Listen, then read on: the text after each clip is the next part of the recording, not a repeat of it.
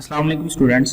Welcome to the second lecture of English. As you all know, in the previous lecture we have studied the first 4 or 5 points of the unit number 1, the dying sun, जिसमें मैंने बेटा आपको एक assignment भी दी थी जिसमें आपने first 4 question के आंसर्स ढूंढने थे। आई होप कि आपने अपना काम किया हो।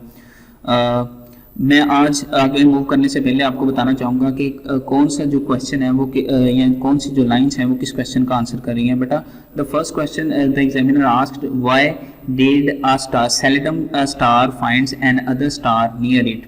तो बेटा इसमें फर्स्ट पॉइंट ही जो है ये हम आंसर के तौर पर लिख सकते हैं। कहता है कि यूनिवर्स इज़ वेरी वास्ट, कहता है कि ये कायनात बहुत खुली है। It contains millions of stars which are wandering about in space. Most of them are so big that hundreds of Earth could be packed inside. A star seldom finds another star near it because there is a distance of millions of miles between two stars. तो बेटा ये आपके first question का answer कर रही है। अगर आप इसकी लास्ट जो लाइन है अगर आप सिर्फ उसको भी लिख देते हैं तो आपका जो आंसर है ये ठीक हो जाएगा। ये उन बच्चों के लिए जो एवरेज हैं, जिनको इंग्लिश की ज़्यादा समझ नहीं आती। उसके बाद बेटा सेकंड जो पॉइंट है वो ये बता रहा है कि what happens when a star came near the sun, कि क्या हुआ जब एक सितारा सूरज के करीब आया। तो बेटा इसमें आपने ये बताना millions of years ago according to sir James Jeans, या फिर आप ये भी लिख सकते हैं according to sir James Jeans millions of years ago when a wandering star wandering through space came near the sun it raised tidal waves on the surface of the sun. This tidal wave moved on the surface of the sun. At last it take the shape of a mountain. ये बेटा आपके second question का answer करेगी। उसके बाद बेटा आपका third question है what happened as the star came near and near. कहता है कि क्या हुआ जब कोई सितारा करीब से करीब तर आता गया। ये बेटा आपका थर्ड क्वेश्चन है। तो बेटा इसका आंसर आप थर्ड वाला पॉइंट लिख सकते हैं। कहता है कि as the wandering star came near the tidal wave rose higher and higher and its tidal pull. बेटा फुल की बजाय यहाँ पर पुल का वर्ड आना है, ये एक मिस स्पेल है। became very powerful when stars began to move away from the sun. The wave was torn into pieces. These pieces fell into space. These are called planets and Earth is one of them. बेटा ये आपके दो question का answer करेगा। एक ये कि what are the planets and how did they came into being। तो इसमें बेटा आप अगर पॉइंट नंबर 2 और 3 दोनों मिला के लिखेंगे तो ये आपका आंसर हो जाएगा। और जो थर्ड क्वेश्चन है कि what happened when the star came nearer and nearer, तो बेटा ये आपने वेरी पावरफुल तक बेटा इसका आंसर आप लिख सकते हैं। उसके बाद नेक्स्ट बेटा नेक्स्ट पॉइंट वो बता रहा है। नेक्स्ट पॉइंट में वो ये पूछ रहा है कि why is there no life on other stars, के दूसरे सितारों पर जिंदगी क्यों नहीं है या सितारों पर जिंदगी क्यों नहीं है। कह रहे हैं कि some stars are so hot, कुछ सितारे इतने ज़्यादा गर्म हैं। If life happens to appear there, अगर जिंदगी वहाँ पर मार्स से वजूद में आए, इट विल बी बर्न्ड, तो ये जल जाएगी। सम स्टार्स आर सो कोल्ड, कुछ सितारे इतने ठंडे हैं। दैट लाइफ वुड बी, बेटा विल की बजाय आपने वुड का वर्ड यूज करना है। वुड बी फ्रोजन देयर, कि जिंदगी वहां पर जब जाएगी। लाइफ नीड्स मॉडरेट टेम्परेचर, जिंदगी को मुतबादल दर्जा हरारत की जरूरत है। तो बेटा ये इसमें सर जेम्स जीन्स बता रहे हैं कि क्यों दूसरे सितारों पर जिंदगी क्यों नहीं है।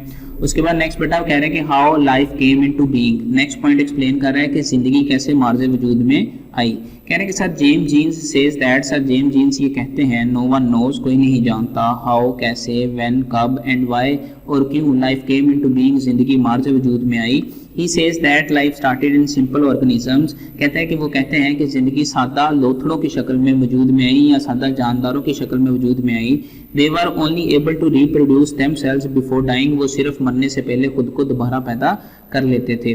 तो बेटा आज के जो दो पॉइंट हमने पढ़े हैं, फर्स्ट वाला है वो एक्सप्लेन कर रहा है कि ज़िंदगी दूसरे सितारों पर क्यों नहीं है, और जो सेकंड है वो ये एक्सप्लेन कर रहा है कि ज़िंदगी किस तरह से मार्ज़े वजूद में आई। उसके बाद नेक्स्ट बेटा वो बता रहा है कि universe, why is universe frightening for अस, कि ये कायनात हमारे लिए इतनी खौफजदा क्यों है।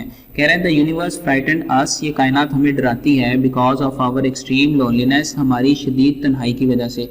ये बेटा क्यों कह रहा है, ये वो इसलिए कह रहा है क्योंकि हमारी जैसी ज़िंदगी किसी और सितारे पर नहीं है। And the littleness of our earth, और सिर्फ बेटा कह रहा है कि ज़मीन पर ही ज़िंदगी है, हमारी ज़मीन का छोटापन।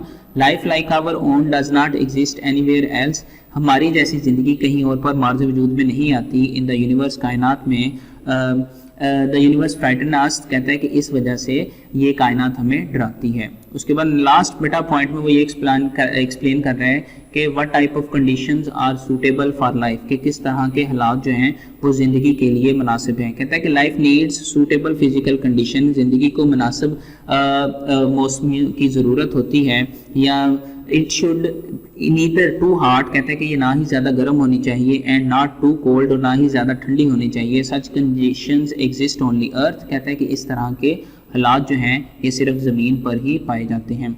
तो बेटा आज के जो हमने 4 पॉइंट्स पढ़े हैं इसमें सबसे पहले सर जेम्स चेन्स ने सब पहले पॉइंट में जो है या 5th पॉइंट में है जो उन्होंने बताया है कि why is there no life on stars. उसके बाद बेटा नेक्स्ट पॉइंट में उन्होंने बताया कि how life came into being, और बेटा नेक्स्ट बताया कि उन्होंने why is universe frightening for us, और बेटा लास्ट पॉइंट में उन्होंने बताया कि what type of physical conditions are necessary for life. ठीक है, तो बेटा ये थे हमारे आज के 4 पॉइंट्स। अब चलते हैं हमारे सिनोनिम्स की तरफ। जी तो बेटा जैसे कि आप सबको पता है कि हमने कुछ सिनोनिम्स ऑलरेडी रीड आउट कर लिए थे, कुछ रहते थे। जी बेटा हमने एम्बिशन से स्टार्ट लेना है। एम्बिशन का मतलब होता है बेटा ख्वाहिशात, आप इसका सिनोनिम लिख सकते हैं विशेस। सर्टेनिटी इसका मतलब होता है बेटा यकीनियत या यकीन या ज़मानत, तो बेटा इसका आप लिख सकते हैं अश्योरेंस। अश्योरेंस का मतलब भी होता है ज़मानत। सराउंड घेरे में लेना। इन सर्कल का भी मतलब होता है घेरा करना। फ्राइटनिंग खौफ ज़दा करने वाली। फियरफुल यानी डराने वाली। स्ट्रेचेस बेटा वसतें या खिंचाव या किसी चीज़ का वसी होना। एक्सपेंस, ठीक है, एक्सपेंस का मतलब भी होता है किसी चीज़ का वसी होना। उसके बाद नेक्स्ट है बेटा सूटेबल मुनासिब, इसका आप सिनोनिम लिख सकते हैं प्रॉपर। अपीयरेंस ज़ुहूर में आना या मार्ज़ वजूद में आना। इमरजेंस, लिक्विड, माया, फ्लूइड, फ्लूइड को भी बेटा आप सब जैसा कि जानते हैं कि माया बोला जाता है। स्काटर्ड बिखरे हुए। Spread, milky way, Kahkashan, collection of stars. उसके बाद है बेटा अनइमेजिनेबल, नाकाबिले तसव्वुर, अनथिंकेबल। उसके बाद मेल्ट बेटा पिघलना, डिसॉल्व।